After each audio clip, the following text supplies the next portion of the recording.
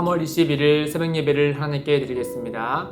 오늘 우리에게 주신 하나님의 말씀 마태복음 22장 34절에서 46절의 말씀입니다. 예수께서 사두개인들로 대답할 수 없게 하셨다함을 바리새인들이 듣고 모였는데 그 중에 한 율법사가 예수를 시험하여 묻되 선생님, 율법 중에서 어느 계명이 크니까? 예수께서 이르시되 내 마음을 다하고 목숨을 다하고 뜻을 다하여 주 너의 하나님을 사랑하라 하셨으니 이것이 크고 첫째 되는 계명이요 둘째도 그와 같으니 내 이웃을 내 자신과 같이 사랑하라 하셨으니 이 두 계명이 온 율법과 선지자의 강령이니라. 바리새인들이 모였을 때 예수께서 그들에게 물으시되 너희는 그리스도에 대하여 어떻게 생각하느냐? 누구의 자손이냐? 대답하되 다윗의 자손이니이다. 이르시되 그러면 다윗이 성령에 감동되어 어찌 그리스도를 주라 칭하여 말하되 주께서 내 주께 이르시되 내가 내 원수를 내 발 아래에 둘 때까지 내 우편에 앉아 있으라 하셨도다 하였느냐.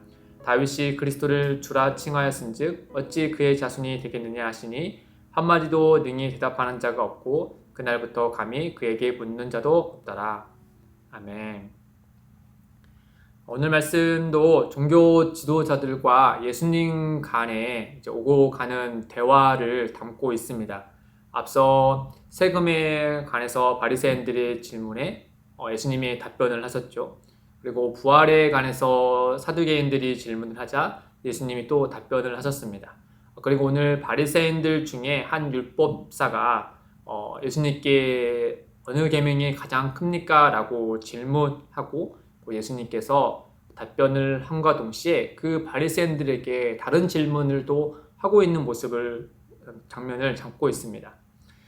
대개 종교 지도자들이 예수님께 접근해서 질문을 하고자 하는 의도는 소위 꼬투리를 잡기 위함이지 않았습니까?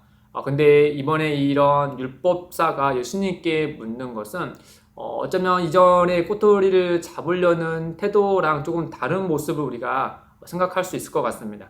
왜냐하면 앞서서 예수님이 사두개인들의 질문에 아주 명확하게 답변을 했죠. 그리고 그 예수님의 답변이 이 바리새인들도 동의하는 내용이었습니다.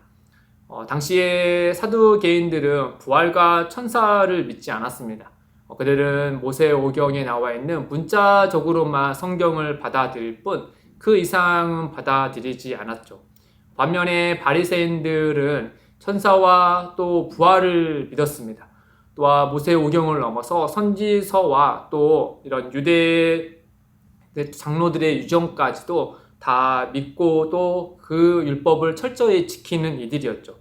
어쨌든 간에 당시에 사두개인들과 바리새인들은 이런 정치적으로 또 율법을 해석하는 것도 또 삶의 여러 가지 모양들이 서로 간에 이렇게 반대되는 일들이 많았습니다.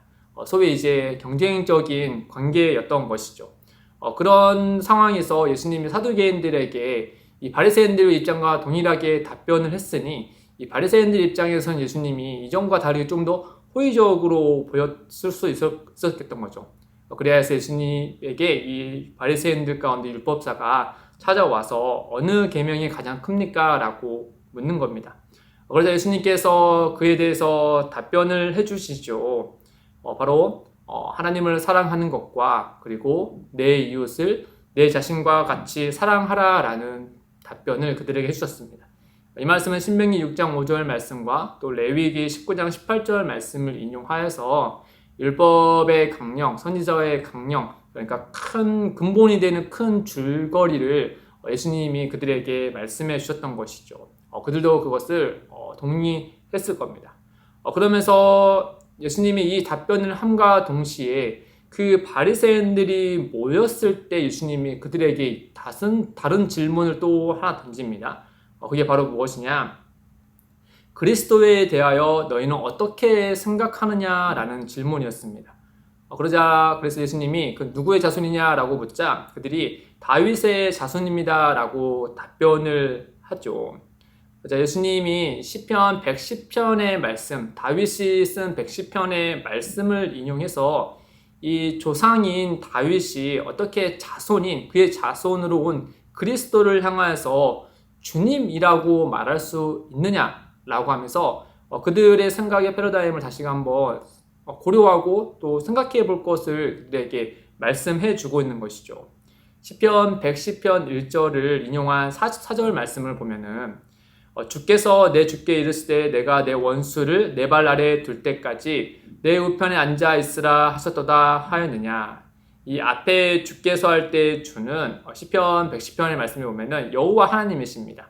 그 뒤에 내 주께 대해서 내는 바로 다윗이고, 그리고 그 위에 주께 할 때 주는 바로 그리스도를 가리키는 것이죠.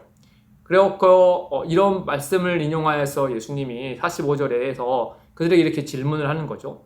다윗이 그리스도를 주라 칭하였은즉 어찌 그의 자손이 되겠느냐 하는 거죠. 그렇죠? 그러니까 바리새인들이 예수님이 이런 통찰력의 말씀을 들은 다음에 더 이상 답변을 하지 못한 것입니다. 예수님께서 이 율법의 큰 강령을 말씀하시고 그 바리새인들 무리 가운데 어째서 그리스도에 대해서 어떻게 생각하느냐라고 이 질문을 던졌는지 이 말씀을 한번 엮어서 같이 한번 좀 생각을 해보면은 그 참된 의미를 우리가 무엇인지 발견할 수 있게 됩니다. 율법의 핵심과 강령은 곧 하나님을 사랑하는 것과 내 이웃을 내 자신과 같이 사랑하라는 것이죠. 맞습니다. 그러나 더 중요한 것은 바로 무엇이냐? 핵심적으로 말씀드리면 그 율법이 가리키고 또 율법을 완성시키시고 마치시는 분이 누구냐? 이게 더 중요하다라고 하는 것이죠. 아무리 모든 율법의 핵심을 알더라도 사람은 죄인이기 때문에 그 말씀을 온전히 지킬 수 없기 때문입니다. 율법의 핵심인 하나님을 사랑하는 것과 내 자신을 내 이웃과 같이 사랑하라. 이 율법을 온전히 지킬 자가 사람들 가운데는 아무도 없다라고 하는 것이죠. 그러니 그 율법이 가리키고 그 율법을 온전히 이루실 그리스도가 누구신지를 아는 것이 훨씬 더 중요함을 예수님이 우리에게 말씀해 주고 있는 것이죠. 실은 바리새인들과 종교 지도자들은 율법의 핵심이 무엇인지 압니다. 그럼에도 불구하고 그들은 그 율법의 핵심을 따라서 지켜 행하지 못하는 이들이었죠. 그리고 하지 않는 이들이었습니다. 참고로 요한일서 4장 20절에 보면은 이렇게 얘기하시죠. 누구든지 하나님을 사랑하노라고 그 형제를 미워하며 이는 거짓말을 하니 그 형제를 사랑하지 아니하는 자는 보지 못하는 바 하나님을 사랑할 수 없느니라. 이들이 바로 바리새인들과 종교 지도자들이었다라고 하는 것이죠. 그들은 형제를 사랑하지 않고 또 이웃을 내 몸과 같이 사랑하지 않는 이들이기 때문에 또 그들은 외식하는 자들이고 속은 오로지 자기의 욕심과 자기의 위상만을 생각하는 자들이기 때문에 그들의 율법의 핵심을 안다 하더라도 그 일을 행하지 않고 있다라고 하는 것이죠. 그런 점에서 23장에 보면은 마태복음 23장에 보면은 예수님이 그런 점을 종교 지도자들이 하나하나씩 꼬집어서 그들을 책망하시는 모습을 우리가 말씀을 통해서 볼 수 있는 것이죠. 결국 그들은 율법의 핵심은 알았지만 그 율법을 그리스도의 은혜가 없이는 지킬 수 없다라는 것을 알지 못했다라고 하는 겁니다. 누가복음 24장 27절에 이렇게 말씀하시죠. 엠마오에 가는 두 제자에게 예수님이 이렇게 말씀하시지 않습니까? 이에 모세와 모든 선지자의 글로 시작하여 모든 성경에 쓴 바 자기에 관한 것을 자세히 설명하느니라. 온 율법의 마침이 되시고 온전케 하시는 예수 그리스도를 알 때야 비로소 그 율법의 핵심을 따라서 그 은혜로 또 지켜 행할 수 있다라고 하는 것이죠. 사랑하는 성도 여러분, 반면 예수님은 어떠하셨습니까? 예수님은 율법의 핵심을 아실 뿐 아니라 그 율법의 핵심을 온전히 이루신 분이시죠. 십자가를 한번 상상해 보십시오. 십자가는 곧 하나님을 사랑하는 둘째 아담이신 예수님의 모습이 보이지 않습니까? 또 십자가는 이웃을 내 자신과 같이 사랑하는 우리에게 친구라 불러주시는 예수님의 모습을 우리가 볼 수 있는 것이죠. 예수님 안에서 율법의 핵심인 하나님을 사랑하는 것과 내 이웃을 내 자신과 같이 사랑하라는 그 강령이 온전히 성취되는 것을 우리는 볼 수 있습니다. 그런 점에서 로마서 10장 4절에 바울 사도는 이렇게 말씀하시죠. 그리스도는 모든 믿는 자에게 의를 이루기 위하여 율법의 마침이 되시니라. 아멘.